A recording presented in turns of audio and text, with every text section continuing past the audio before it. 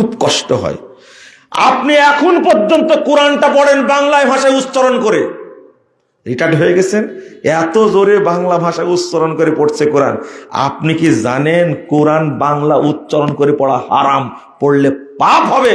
কোরআন বাংলা উচ্চারণ করে পড়লে পাপ হবে।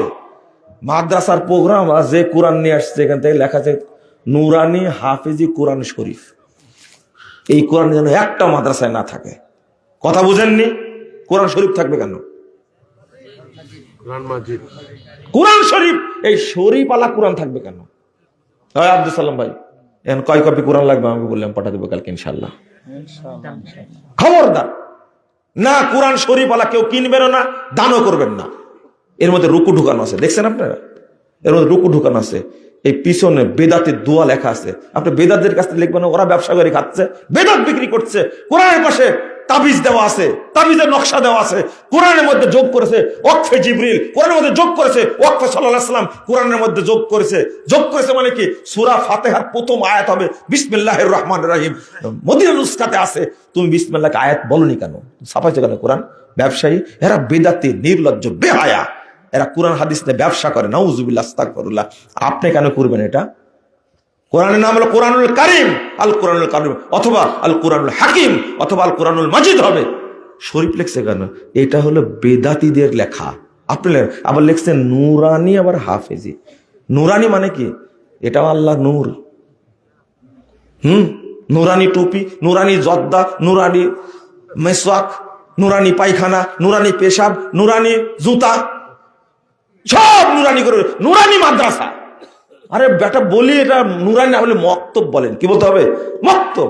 নুরানি বলার অর্থ কি জানেন? সব আল্লাহর নূরে তৈরি হয়েছে। নাউজুবিল্লাহ, আস্তাগফিরুল্লাহ, সব আল্লাহর অংশ। আপনারা রাগ করেন না ভাই, আমি কষ্টের সাথে বলছি, আপনাদের আমি অনুরোধ করে বলছি শিক্ষা অর্জন করবেন, সঠিকটা শিক্ষা করবেন, মনে থাকবে? সঠিকটা শিক্ষা করবেন। আপনারা কষ্ট পাচ্ছেন, আমিও কষ্ট পাচ্ছি, রাত বেশি হয়ে গেছে। আল্লাহ যেন আমাদের মাফ করে দেন, বলুন আমিন। যেটা আবেদন জানাইছে কি এগুলো এরা নেই, কয়েকটা প্রশ্ন দেখেন। নাম আব্দুস সালাম, কয়েকটা প্রশ্ন দেখেন। মসজিদে ঢোকার দোয়া শিখা দিব?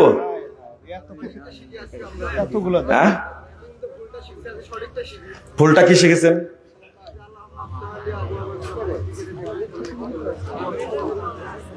দেখেন এখনই শুনতে বললাম কি আর শুনলো কি? আমি দোয়ার কথা বললাম না অর্থ জান না তাই বলেছি? আচ্ছা, প্রথম বয়স কত হয়েছে আপনার? 22 বছর। এই ছোট্ট দোয়ার অর্থ এখনো শিখেননি কেন বলেন দেখি?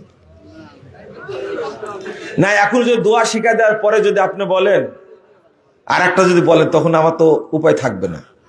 আর একটা কি বলবো কি? থামেন, আর একটা কি বলবো কি? না, বলা যাবে না। আল্লাহুম্মা আফতাহ লি আবওয়াবা রাহমাতিক। আল্লাহ, হে আল্লাহ, ইফতাহ লি, আমার জন্য খুলে দাও, আবওয়াবা রাহমাতিক, তোমার রহমতের যত দরজা সব খুলে দাও। এত সুন্দর দোয়া, অর্থ জানি না। এই যে বোতলটা আছে, বোতল নাই আজকে, বোতল দিয়ে বুঝাই। কই দেখি বোতলটা? এই বোতলটা যদি আপনি উপরে চাটতে থাকেন, 60 বছর চাটেন আপনি, প্রতিদিন 3 ঘন্টা করে চাটবেন, এই বোতলের মধ্যে কি আছে আপনি স্বাদ পাবেন? কি করতে হবে? সালাত, এর নাম সালাত। সালাত বুঝেই পড়া লাগবে। আমি কোরআনের কথা বলিনি, কিসের কথা বলেছি? সালাতের কথা বলছি। সালাত অবশ্যই বুঝে পড়া লাগবে, তাহলে আসর হবে ইনশাল্লাহ। মসজিদে প্রবেশ করার পর যদি দেখি জামাতের মাত্র 1 মিনিট বা 2 মিনিট আছে, তাহলে কি সালাত পড়া যাবে? আপনি যদি দাঁড়িয়ে যান সালাতে, একামত হলে ছেড়ে দিবেন, আপনি পূর্ণ নেকি পাবেন। আর যদি মনে করেন যে এখন তাড়াহুড়া হয়ে যাবে, পড়বো না, আপনি দাঁড়ায় থাকবেন, বসতে পারবেন না। আপনারা কি ফজিলত খুঁজে পান না, তাই না? সব জায়গায় ফজিলত খুঁজেন, এখানেও তো ফজিলত আছে। 2 রাকাত তাহিয়াতুল মসজিদ পড়ার ফজিলত হলো মরার আগে জান্নাতে যাওয়া। তো এই ফজিলত খুঁজে পান না চোখে? 80 বছর বয়স হয়েছে এখনো মসজিদে ঢুকতে জানেন না। সূরা ফাতিহা বাংলা না বুঝলে একটা নেকি হবে না। এটা কোন হাদিসে আছে? আমি এটা বলিনি কথাটা, হ্যাঁ বললাম না? বিজমাই সালাফ, সাহাবী তাবি তাবে তাবির সবার ইজমা, এক নেকি হবে না। তোমার কানে ঢুকলো না? এটা শুনেনি, এটা শুনেনি, এটা শুনেনি। ইমাম ইবনুল কাইয়িম রাহিমাহুল্লাহ উল্লেখ করেছেন, খামাখা দলিল ছাড়া মুজাফফর কোনো কথা উল্লেখ করবে না ইনশাআল্লাহ। সিঙ্গাপুর প্রবাসী 20,000 টাকা দিচ্ছে, তাই না? এটারও প্রশ্ন নাকি? আব্দুল সালাম ভাই দেন দেন, সবই দিব, দেন, আপনার টেনশন করতে না, প্রশ্নের উত্তর তো আমি দিব। উনি দিবেন বলেন তো? নাম আব্দুল সালাম। 20,000 টাকা কি দিবে না দিচ্ছে না কি করে? নগদ 20,000 টাকা। এগুলো প্রশ্ন আছে কি এখানে? আমাকে প্রশ্ন আকারে দিয়েছে এখানে। আমি দোয়া করি সিঙ্গাপুর প্রবাসী ভাইয়ের জন্য, জনি ইসলাম নামটা, আল্লাহ যেন তাকে কবুল করেন। আমার দোয়া কি জানেন? আমি যে দোয়া করি, দিব দিব। একজন আব্দুল্লাহ নুমান নাইম, লন্ডন প্রবাসী, 5,000 টাকা দিছে। ছেলে দিয়েছে না বাপ দিয়েছে? শুনি আগে। ছেলে দিয়েছে? ও কেবলে গেছে, তাই না? কত সুপারিশ আর করবেন, নাম আব্দুল সালাম। শোনেন, সুপারিশ করলেও আমার সম্পর্কে ভাতিজা হয়, তবে এই 5,000 টাকা দিয়েছে, শুরুতে দিছে তো, এই 5,000-এর সাথে বাপ আরো 5,000 যোগ করবে ইনশাল্লাহ। বাপ কত দিছে তা জানি না, আমি বলে দিলাম, আর যোগ না করলে আপনি আমাকে বলবেন। দোয়া, আল্লাহ তুমি তাদের প্রতি টাকায় 1 কোটি টাকা বরকত দিও, আমিন। আবার আল্লাহুম্মা আমিন বলে। বাদশা ভাই তো আমার খুব প্রিয় মানুষ, বুঝতে পারলেন? বর্তমানে অনেক জায়গায় মহিলা বক্তা দ্বারা মহিলাদের ওয়াজ মাহফিল হয়। জাহান্নামে যাওয়ার জন্য আর কিছু করা লাগবে না। আমি প্রবাসে থাকার সময় অমুসলিম দোকানদার থেকে বাকি নিয়েছি, আমি তাকে চিনি না, এখন তার ঋণ কিভাবে পরিশোধ করব? জনকল্যাণে টাকাটা দিয়ে দিবেন। রিওস্তাদ আমি হানাফি মাযহাবের অনুসারী, 12 তাকবীরে নামাজ পড়ার জন্য অনেক দূর থেকে আহলে হাদিস ঈদগাহে আসি। প্রশ্ন হলো 6 তাকবীর ঈদের নামাজ হবে কি? সুন্নাত হলো 12 তাকবীরে পড়া। কয় তাকবীর? সুন্নাত। 6 তাকবীরের পক্ষে কোনো সহিহ হাদিস নাই। আমার দাড়ি অনেক বড়, ছোট করা যাবে কি? দাঁড়ান, আগে মেপে দেখি কত বড় দাড়ি আপনার, দেখি তো।